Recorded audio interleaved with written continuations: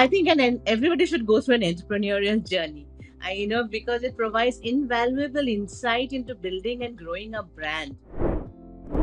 Today, consumers are not okay with brands just bombarding them with some advertisement. They want very precisely, they don't mind emails coming in, but they don't like junks today. Today, we are also seeing, consumers are becoming more and more aware about the environmental impacts of products and services, and they are increasingly seeking that the brands, at least that they are engaged with, align with their values, whether it's in the realm of eco-friendly practices or social responsibility or ethical sourcing.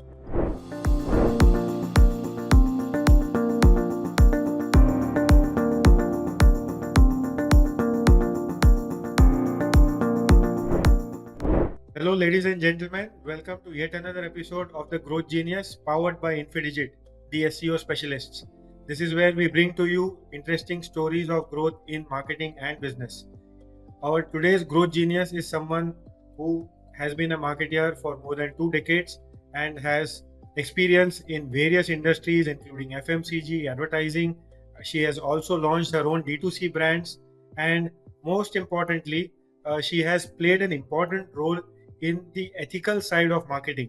And that is what is the highlight of today's podcast, where we touch upon the ethical side of marketing in terms of how you build the brand through ethical marketing practices so that you ensure that the brand building per se is strengthened in today's digital age. So, without further ado, join me in welcoming Ms. Manimala Hazarika, who has been the CMO of ASKI. Hi, Manimala. Welcome to the Growth Genius podcast. We are delighted to have you here, and thanks a lot for your time. Thank you so much. Thanks. Heartfelt gratitude to the Infidigit team and especially you, Mehul, for having me here as a guest. It's an absolute pleasure and honor to be a part of the Growth Genius podcast.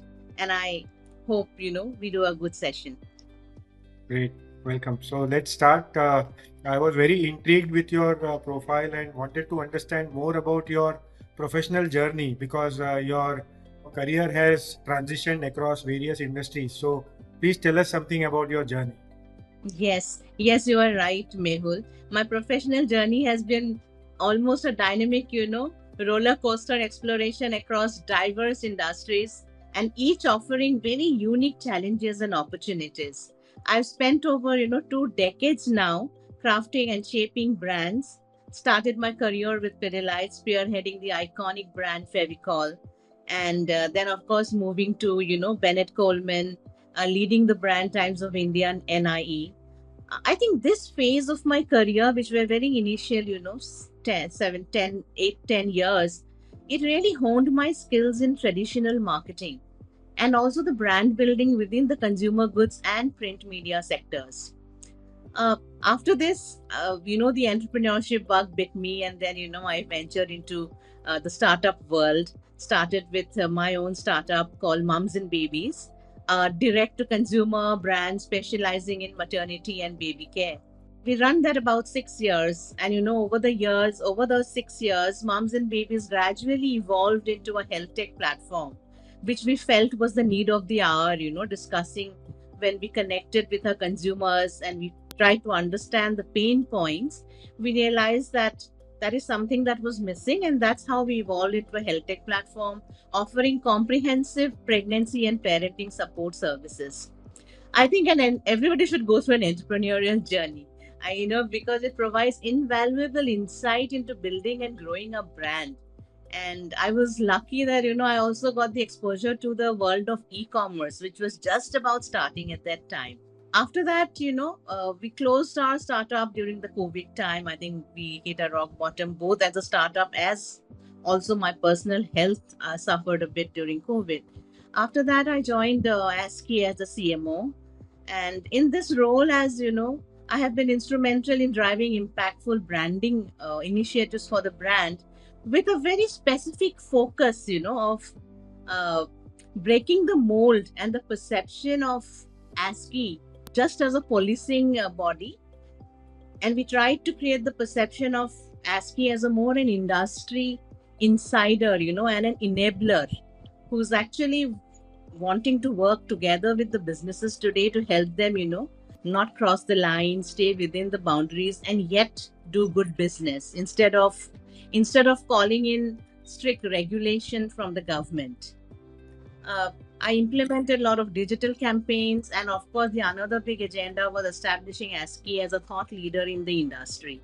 We were two step ahead of what was going on. Like we did work on dark patterns, we did work on influencer marketing, which are as a regulation, like a regulator body. I think we were much ahead of the times. uh, so yeah, my whole journey of now what 23, 24 years has been a journey of continuous learning and adaptability, allowing me to apply my skills across various industries. And I think each industry has added layers to my professional toolkit, and I believe that has made me the versatile marketer, as I like to call myself today. Amazing, amazing. And obviously, it gives a lot of insights when you have worked across various industries. Talking about consumer insights and, that is something that as a marketer, you always put that first. So, based upon your experience, how has consumer needs, or rather, how have consumer needs changed over a period of? Oh, I think tremendously. I think, with the advent of all the technological advancement and the digital, shift today and the cultural shifts that we are noticing, also the changing lifestyles of consumers today, I think the consumer behavior has transformed enormously. And like, in the earlier part of my career, consumers were more reliant on, the traditional forms of media and information. And brand loyalty were built over a long period of time through a very consistent messaging throughout. And also, I must say that brands were, it was a very one sided messaging from brands to consumers. However, now, with the advent of digital age, I think consumers have become more informed, they are discerning, and they are very empowered today. So, the rise of the e commerce has also transformed the way people shop. So today it's more about convenience, it's more about personalized experiences. Consumers today are honestly not just buyers. They are stakeholders in brand stories. And I think they expect full authenticity, transparency, and a sense of purpose from the brands that they engage with. Today we are also seeing consumers are becoming more and more aware about the environmental impacts of products and services, and they are increasingly seeking that the brands, at least that they are engaged with, align with their values, whether it's in the realm of eco-friendly practices or social responsibility or ethical sourcing. So yeah, I mean, also I think today consumers, because of the digital space, also expects a very seamless integration of their demands and experiences in the form of very personalized recommendation based on data. Today consumers are not okay with brands just bombarding them with some advertisement. They want very precisely, they don't mind emails coming in, but they don't like junks today. They don't. In fact, email marketing, I think, again gaining a lot of traction today because brands can do precise marketing based on what the consumer preferences are.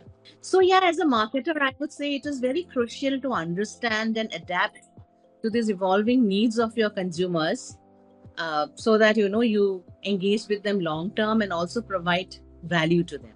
That's very interesting what you talked about, that today's consumer has become a stakeholder of the brand story itself, right? Right.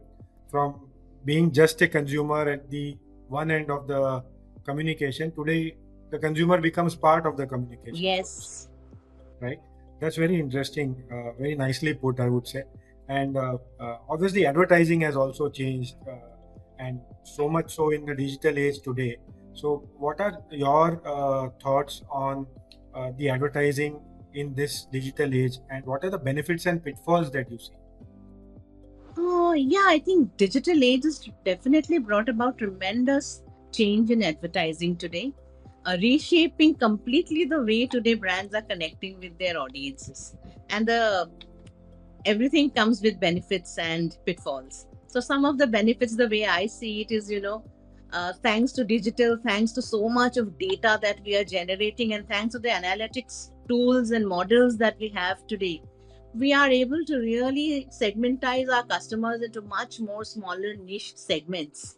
Earlier, it used to be just demography, just few things. Today, it's like, what do you drink when you wake up? What do it's like as precise. So, precise targeted advertising has become the norm today, and this helps brands to really talk to the consumers at the purchase journey that they are in, the stage they are in. Somebody who's just exposed to the brand, or somebody who's in the middle of their conversion decision making, or somebody who's almost made their mind to buy, and what to talk to them at that moment. Then of course, as I said, data driven insights. I think thanks to AI ML today, we have huge chunk of data which we are churning and we are using. In fact, we are not even using much till now. We are all little baffled just now about the whole big data, and I think much more can be done. Also, digital has, I think, given the opportunity of lot much more interactivity and engagement with the consumers. Today you can do videos, quizzes, polls, so many ways you can keep your consumers engaged with you, so that they don't run away here and there. You catch them through various means. And of course, having real time conversation with consumers. Where was, earlier it was writing to a consumer care mail ID, or calling to somebody. Now it's so many social media platforms, you can actually talk to your brands directly. And I think brands are the biggest benefiters from that. You don't have to rely on just some market research data. You yourself are connecting to your target audience, and you can, learn about the sentiments, or the social listening has is definitely a big boon of this digitalization. And some of the pitfalls, I would say, is ad saturation. Too many ads. So an average consumer today, as they say, is exposed to almost 10,000 ads a day at different points of time, different platforms. So too much of it, so it's leading to a ad blindness in consumers. So cutting through that noise and capturing the audience's attention has definitely become a big challenge for marketers. Secondly, of course, we all are talking about the privacy concerns, increased data which are being collected, and many a times very naively, we all give away our mobile numbers. Last minute when we are billing, they ask a mobile number, and then because you are already at the counter, you don't even think twice. But then later you realize that, okay, you start receiving promo messages, and probably this data is used in what sense, we don't know. So this is leading to a lot of regulatory changes, and I think transparency in data practice is a key need based on this. Third is, of course, multiple dark patterns in the web today, and gullible consumers are falling prey to that. Many a times you will see, sneak in basket pieces. You are buying an airline flight, and then so your meal, your insurance, or something which is just ticked. You should be given the option of opting out and not, opting in and not opting out. But because many people will not know that they are being pushed these services. Plus, Also, today you will yeah, also see, many a times in the mobile when you're right. doing something, ads pop up, and Yes. there's a cross button, yes, but when you actually hit the cross button, it opens another window which takes you to a game.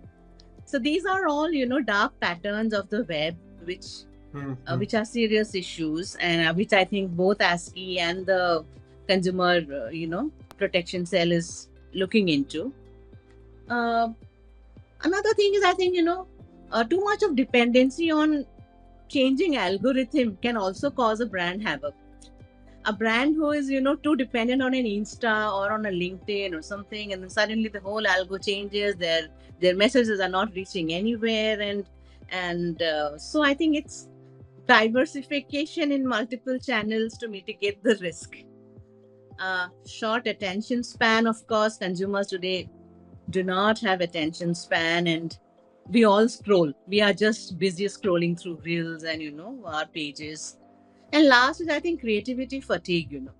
Even the creative teams today, earlier We used to see awesome creative. I mean, I mean, I have worked with the best in the world. I mean, Piyush Pandey and the O&M team, Absolutely. and you know how the whole creation process used to be like a long drawn. You brief them, they understand the product, the usage, the reason, and then actually thinking through it, mulling over it, then you come up with a bright idea.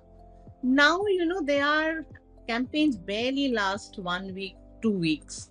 And creative, there's no brief system has gone off now. It's like, you know, every other day you have to create something. And, you know, there's very rarely today you come across an ad which is like, oh, wow, very rare because I think the creativity is just dying down. So, you know, while digital advertising is, of course, it is essential, but it's also essential for brands to stay very agile, continually adapt strategies, and prioritize authenticity to resonate with the discerning, you know, digital consumer. Today, consumers are very aware of what's happening. True, very true. And yeah, I mean, you put those points in a nice sequence to understand, how the change has happened. And of course, this also reflects on the changing role of the marketer, right? So that is one thing which we would like to understand from you, like, how has the role of marketing per se changed over a period of so many years now? And if you can give us some thoughts on how you converge offline and online marketing in the marketplace. Yeah, I think the role of marketers has definitely, you know, changed a lot. Today, I don't think marketers can just rely on creating good creativity and, you know, sitting on the laurels of that. No more, you know, it is no more about just ATL and BTL. It's about, I don't know. I mean, it's about what I think it's about everything today. A CMO is equivalent to almost a CEO and a COO today because you are actually looking at, you know, brand profitability. You are actually looking at, you know, brand spend. You're actually looking at the ROI, ROAS, everything at every day. And that is a bigger challenge. With I mean, the number of windows that are open on your laptop is not a joke today because you are constantly chasing those figures and tweaking, retweaking to arrive at a certain number. So, you know, some of the evolution is, you know, data driven decision making today. You are not relying on, uh, we have access to wealth of data, but we also need to understand them to make sense out of them and then, you know, actually create effective campaigns for them. Then it's again, next is, you know, today it's no more about just sending out an email. For the same product, same campaign, you are sending out 30 different version of email to your precisely segmentized consumers. You are no more just sending out a header bana diya, you know, some content then push out because it has no value at all. So every email that goes out or every communication that goes out, to the extent today website landing pages are different for different audiences, Yes, absolutely. right? I mean, we are customizing things to that level today, but but True. that's what the consumers want today because the attention span is so much. When they land on your website, if they don't see in the first 15 or 10 seconds what they are looking for, they're out of it. They don't have the time, so you have to grab their attention. Last thing, I think content is playing a big role today. It's all about content. You know, everybody's hungry for content. I don't know when they read and where they watch and what they do, but everybody is looking for valuable content from brands, and that is where I would really like to say that I've been talking to a couple of brands and I've been telling them that content doesn't mean just pushing your product or service. Content means really solving the customer's problem. Sometimes you don't even talk about your product in that content because you know you don't want to be just pushing out salesy content all the time. You want to push out very valuable, meaningful content, and of course, a multi-channel engagement today.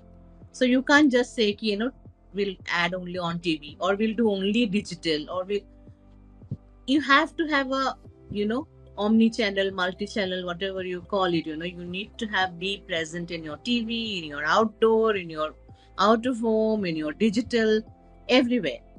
As you said, you know, view on online and offline, you know, convergence of marketing.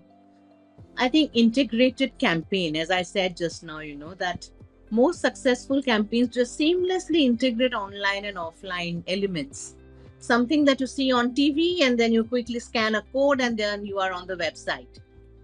So, it has to be just a flow. You have to combine all the mediums to give them one cohesive experience. Uh, Today, also in store experiences are also changing with augmented reality. Today, I think trial rooms Absolutely. may one day just become redundant, because you're just standing in front of that screen, you're choosing a dress, and then dress is Yes. automatically showing how you are gonna look in it. True. So, an True. interactive kiosk, even mobile apps with enhancing store experiences today. Yes. These are all sort of bridging the gap between physical and digital. As we write, there's a word today, right? Digital. Digital. So it's all True. about being digital today. Even event amplification, today events are not just about calling people to one place. So we are live streaming. We are in fact doing metaverse events today. I mean, some of the organizations celebrated Diwali and Holi's in the metaverse because No. they have global teams, global employees. They Right. cannot, Oh, so very interesting. yes, so they are actually, celebrating it there, building that team spirit in the metaverse. So I think these are, the way online and offline is converging today. And a marketer's role is like one has to keep updating oneself, learning, reading newer Yes, skills. I think learning has become the mantra today. that's true because you need to stay ahead of the curve, so to say, because Totally. otherwise we don't know what. And everything is changing so fast. I mean, just when, Yeah, I mean, AR आया था, VR आया, then now to you said, generative AI is changing the whole game. Look at absolutely. what Chat GPT is doing. Look at what Midjourney or Dali is doing. So yeah, and you are supposed to know all of them. Yes. So yeah, we have influencers also today, and Oh, we also have a recent case of AI generated influencers because the real influencers had a lot of ego, so to say. So somebody came up with an AI influencer. right. So what are your insights on the role of influencers in marketing? And if you can touch upon the ethical side of influencer marketing, that will be great. I think influencer marketing is one of the most potent marketing tool, I would say, for brand promotion today, if done right. Because many a times we have still not learned. Probably even the influencers are evolving, and even brands or marketers today are still trying to evolve and understand what influencer marketing is all about, how effectively they can use this influencers for their brand's growth. So influencers are people, of course, with huge reach and followers on the online platforms. So the biggest asset that they provide today is their authenticity, because influencers have the followers because of their organic contents. And hence, these followers are not somebody who have just frivolously following an influencer. They sort of align with that influencer's content or what they are Right. saying, in the digital space. And hence, when True. they advocate a product, the followers consider it to be very authentic, because they have a genuine connection with it. Plus, they have huge reach. Today, you talked about the virtual influencer. I'm talking about the regional influencer today.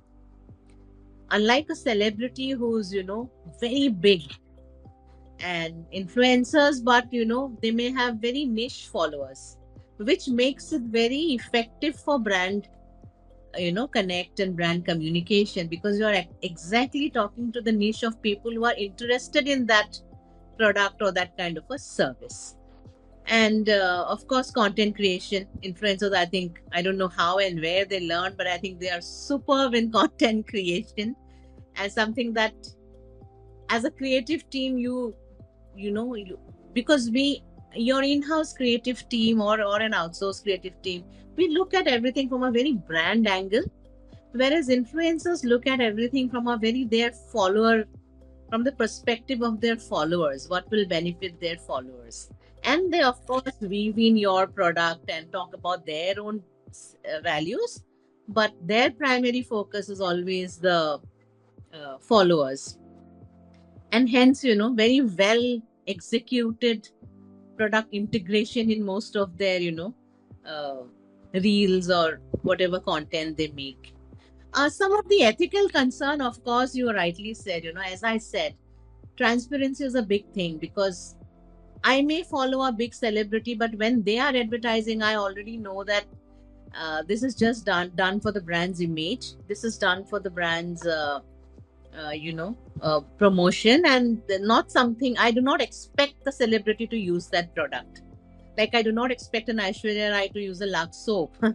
But when the influencer I follow, when they are using it or promoting a product, I sort of believe them. I sort of believe that they have probably used the product, and hence that transparency is very important. And many a time we feel that okay, they have probably used it themselves and hence promoting. Therefore, SK is very strict on all the hashtags that they need to use, hashtag advertising or hashtag collaboration or hashtag paid promotion, and at the very start of the post, so that it's not hidden, below a 500 word caption, but at the very beginning, so that your followers are very clear that this is something that you have got been paid for. And I think, we have spoken to many influencers and have tried to tell them that this actually enhances their value. This actually enhances their brand value, their, authenticity towards their followers. These are the things, and also the brands. How, brands need to align with influencers who actually align with their value system.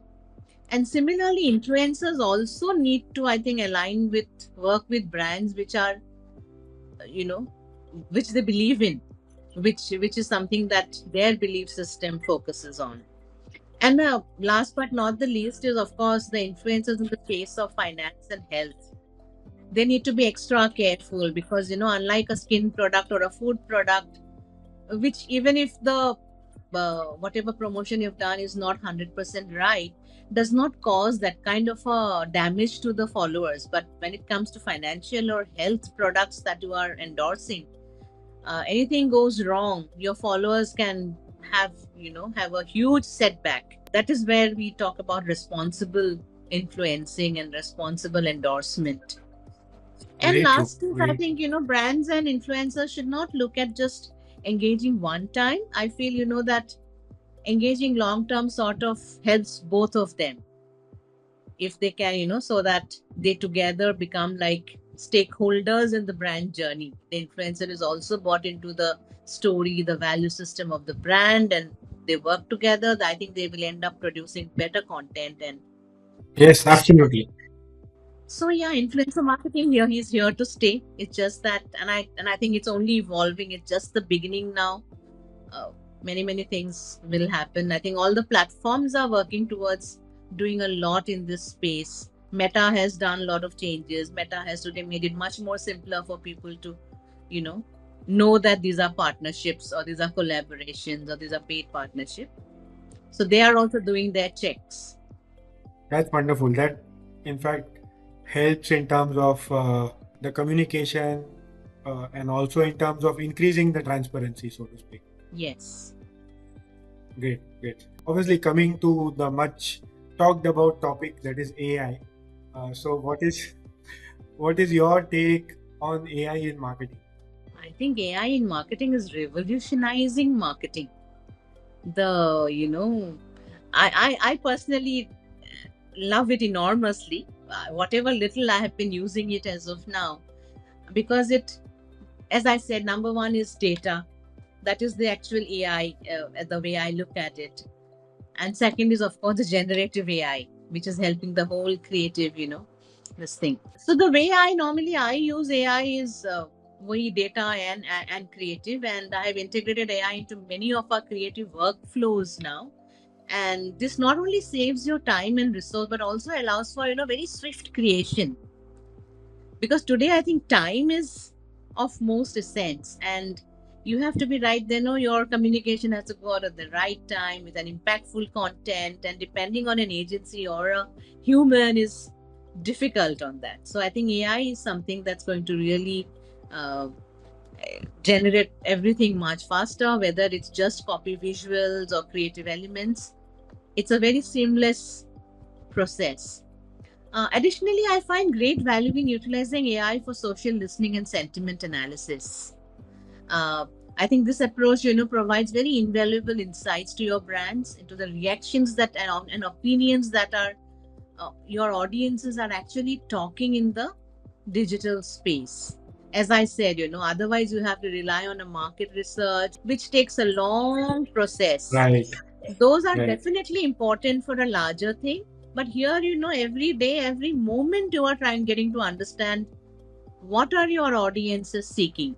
So, you True. can quickly iterate your message based on these insights. You can fine tune your communication strategy, or, so that your communication resonate with your target audience.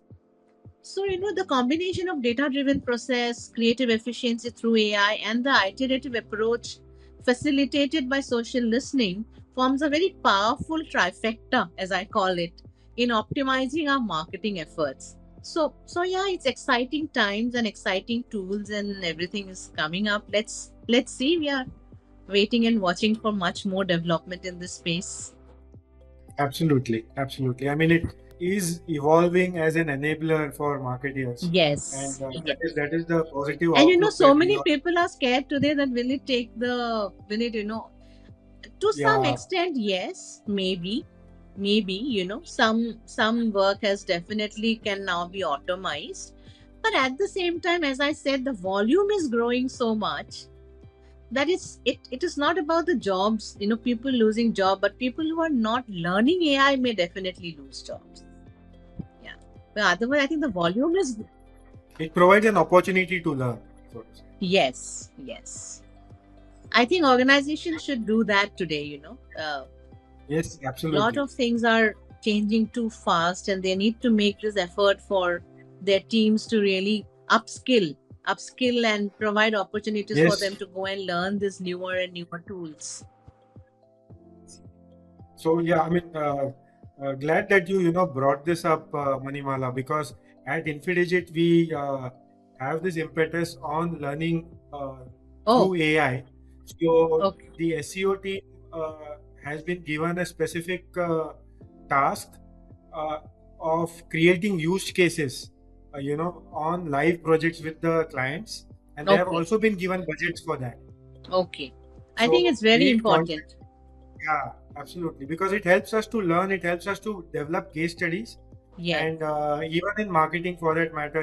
So the marketing team also, uses AI tools, and then they present their use cases in terms of how it has impacted quality of the output in terms of whatever post that we put or the content that we generate through AI, and put it on our own social media platforms. Okay. So we are also learning and evolving through that. Yeah, I think it's all of us are learning and evolving. It's just that the time gap for learning and evolving has become much shorter today. So I Yeah, think every day absolutely. is a new learning, and True, yeah. true. We But it's got also that. We got important. that I'm glad influence. that you are putting out these case studies or use cases because Yes. so many others can learn from it. Absolutely. And we pass on the benefit to the client. So in fact, we tell them if you want AI generated content, then there is definitely a positive impact as far as the commercials are concerned. And then they also sometimes opt for AI plus human content. So there is human intervention just to clear the errors of AI. Right. No, And I then there always is say that pure AI human. and HI must always work together because AI cannot be, knowing everything because at the end, at the base of AI, it's human intelligence, right? I mean, everything that the Absolutely. AI is generating today is because some human, intelligence have put in those data. But so we also both AI and HI needs to work together to finally. True. Yeah, AI and HI is probably the should be the buzzword, so to say now, Yes. because that gives you the idea of the potential of this synergy, rather than fearing it or living in anxiety. It actually liberates your thinking in terms of how you can use it collaboratively Sure. and add more value. See, and the same topic today, Mehul, you, me, or somebody else, if we use a AI tool like the Chat GPT today, For the Right. same issue, same problem, three of us will be generating three different sort of content, True. because it also True. depends on what is the input. True. How are you guiding the chat GPT? Right. That is what chat GPT will give you. So HI cannot be alienated. It is the human intelligence that will Absolutely. actually give you the final quality content out of it. That's very true because especially in fields like finance and healthcare, like you mentioned, we cannot depend only on AI. So whatever content that goes out is actually vetted by an expert Yeah, because you cannot take chances with such important totally messaging, so to say, because it has a direct impact on the lives of people. right.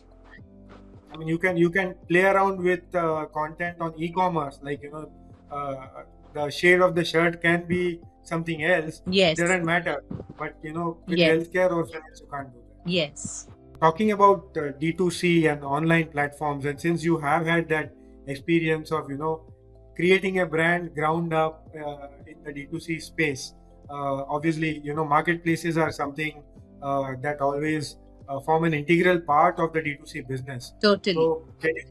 So can you give us some insights on that in terms of what is the importance of marketplaces and any challenges that one may face while dealing with marketplaces in the D2C space? Sure. I think these marketplaces are an absolute necessity, and they play a very pivotal role today in the success of any e-commerce brands. Without them, I don't think it would be easy for anybody to just start up, make a product and sell it, because it's a huge cost.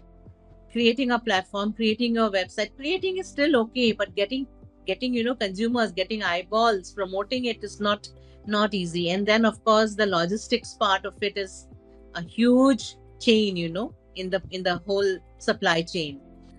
So they definitely play a big role. And uh, the benefits, as I say, some of them is, of course, as I said, exposure and reach. So these marketplaces provide e-commerce brands with unparalleled exposure to a massive set of audience. Today, people, I mean, stay at home women, or women Yeah. entrepreneur, very new, they are actually selling their products in like Amazon Canada, Amazon US, Amazon Australia. Wow. And yes, and these are such big enablers. How, Yeah. I don't think they would have any day could have thought of doing something like that. True. So yeah, True. I think these platforms are, because they have high traffic, they promote to the right audience, because they have AI enabled Yes. marketing and targeting strategy, and they True. showcase your product to the right customers that may be interested. Second is they give the consumers trust and credibility.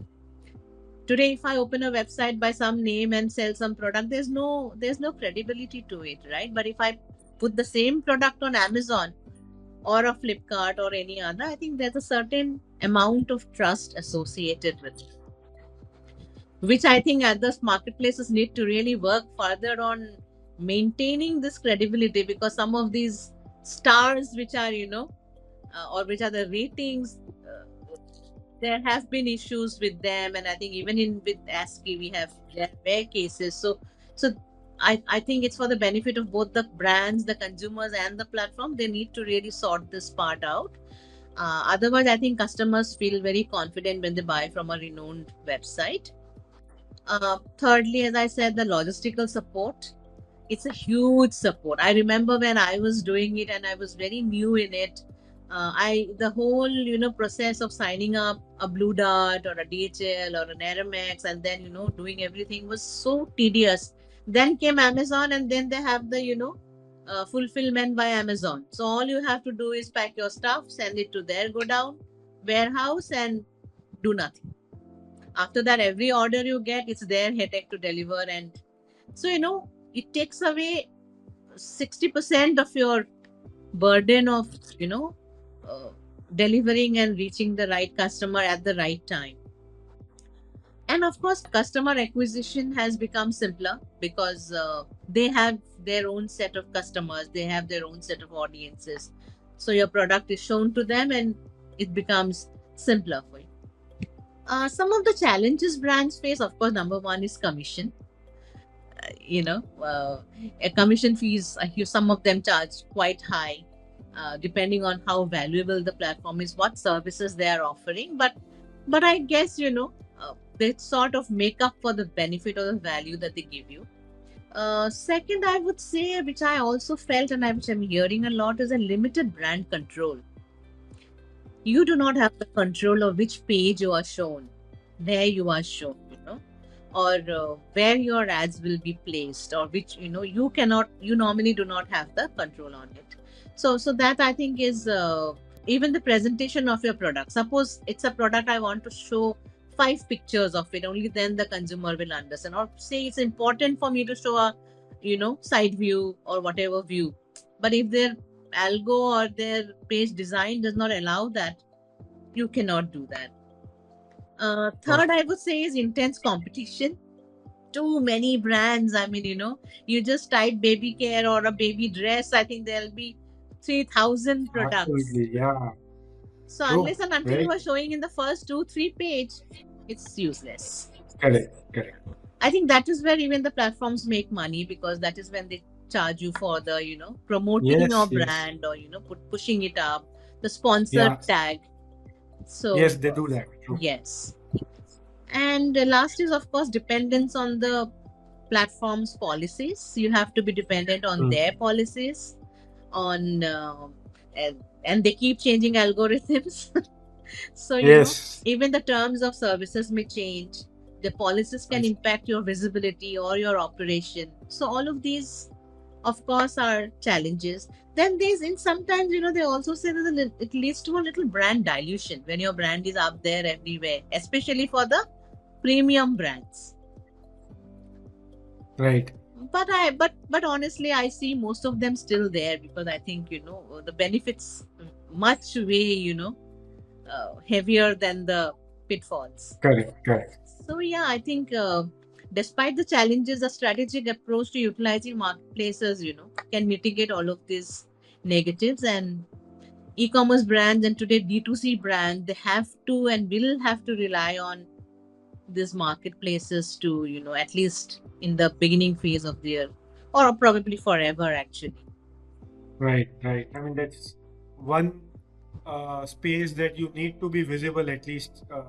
Even if you have your own platform, Yeah. you have seen brands that they have their own websites, but they also are visible on marketplaces like Amazon, Yes. Flipkart, of the world. Even a big brand like a Nika would be, because Yeah. Yeah. Very that's true. a Very true. promotion, right? That's an advertisement Yes. almost. And there's a Right. huge chunk of buyers who are not visiting your website but are visiting Amazon. So once, maybe the first time will buy you off from Amazon, and maybe next time you can convert them to your own website. But you have to be present where the world is present, otherwise you lose out. That's true. That's very true. But today, some of the brands I know are also, but promoting their own things a lot, is because they have very niche target audience.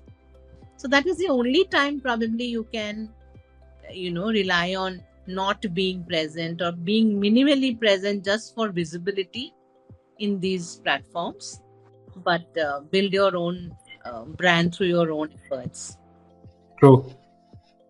This marketplaces are here to stay, so to say. Yeah. Great. Now, coming to the last part of the podcast, we would love to hear any specific growth stories that come on top of your mind, Hmm. throughout your career. I mean, anything that you would like to share. There are many actually, but yeah, maybe I would like to talk about one thing that I have learned very early on in my first stint of my, post MBA with Pidilite, is in how to own a category. I think nobody owns a category like Pidilite does. You talk adhesive, only one brand. So similarly, I was spearheading the category stationery, and the challenge was, how do we own this brand of art and craft? I mean, we can keep on launching products, launching variations of products, launching different SKUs of products, but that is still like a very push sales. You still have to, go sell every time, even though you are the leader, because that is the very essence or the character of the product.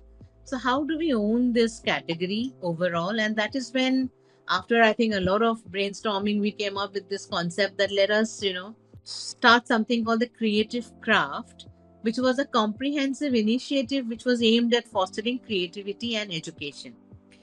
So, as a part of the key of innovation was the development of art and craft books, for grades 1 to 8.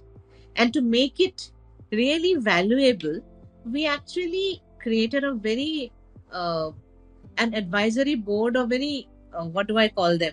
Very renowned or respectable experts from this field. Like the JJ School of Art Dean was a part of it. Right. Like say artist Azan Khambata was a part of it.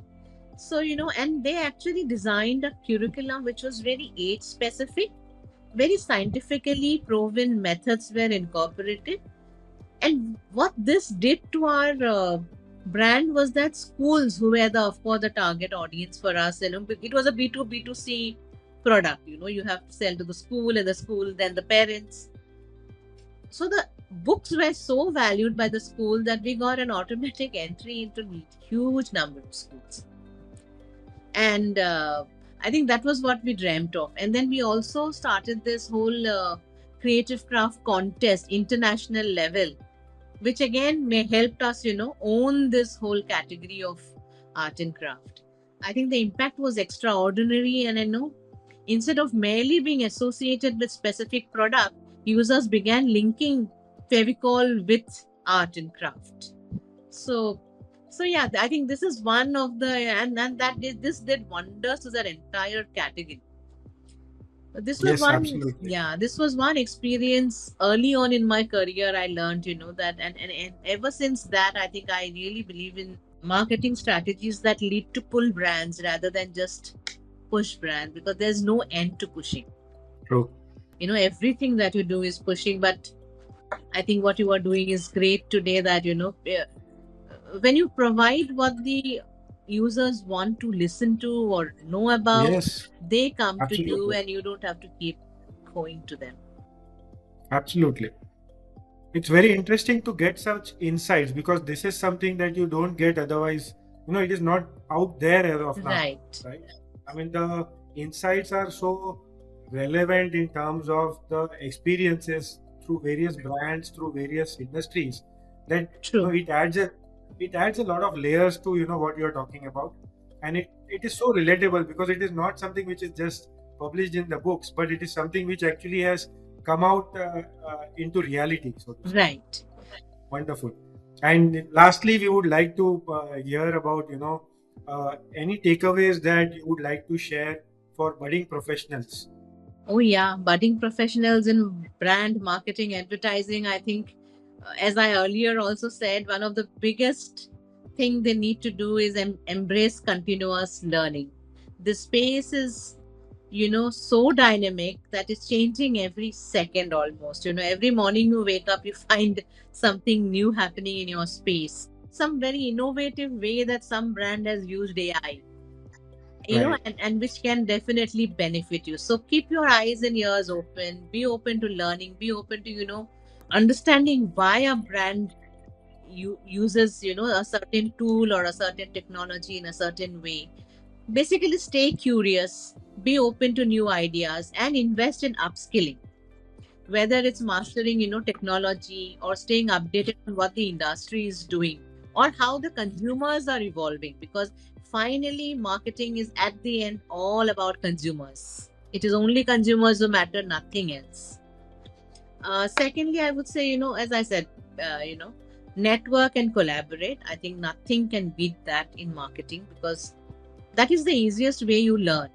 You cannot learn and upskill just by reading or, listening, or uh, of course podcasts, voice casts, all are important, but I think meeting people, talking to them, understanding their Yes. stories, True. yes, I think that gives you the maximum learning. That also helps you understand, uh, and helps sort of collaborate with professionals from diverse background.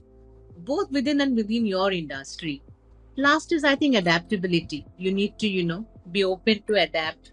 The only constant in a business today is change. I think everywhere is a change, actually. So be adaptable and be resilient in the face of challenges. Today, I think we are facing a lot of challenges also, as we spoke about job loss due to technology. But this could be all temporary. So focus on your own growth, and I think the road should be easy ahead. Wonderful. Thank you so much for the learnings, Manimala. I think these are some nuggets of wisdom which are applicable to everyone today, not just youngsters. And as they say, you don't get to learn everything in B school. Some things you have to learn it on your own, and that is what we try to do on our podcast to make the learning easy. So by Right. getting stalwarts like you to share their experiences, Thank you. which benefits others. Thank you so much for having me, because I think, as you rightly said, it is no more just about budding. Honestly, I think learning has become for anybody and everybody. Even after 25 years of work experience, I still feel like I'm a novice, because there are so many new things to learn. Yes, absolutely, absolutely. That's very rightly put because, yeah, I mean, things are changing so fast. You need to keep understanding, learning new things. So, yeah. Yes. Thank you so much. It was Pleasure, a pleasure, pleasure Manimala. talking to you.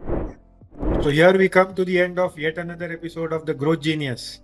And as insightful as it can get, we obviously learned a lot about ethical marketing practices and how these can be used for building your brand in the long term in today's digital age where the consumer attention span is so less. And when you look at marketeers, obviously the role of marketeers is becoming more and more challenging. So, to be resilient, what was suggested is, of course, keep learning at all times. And this is where upskilling is going to help you to stay ahead of the curve. I am sure that you will all learn a lot from this podcast and keep liking, sharing, and subscribing to the content that we put on various social media platforms and also audio platforms. The links of all of these are given in the descriptor below. So, till the next episode of The Growth Genius, keep learning, keep inspiring. Thank you.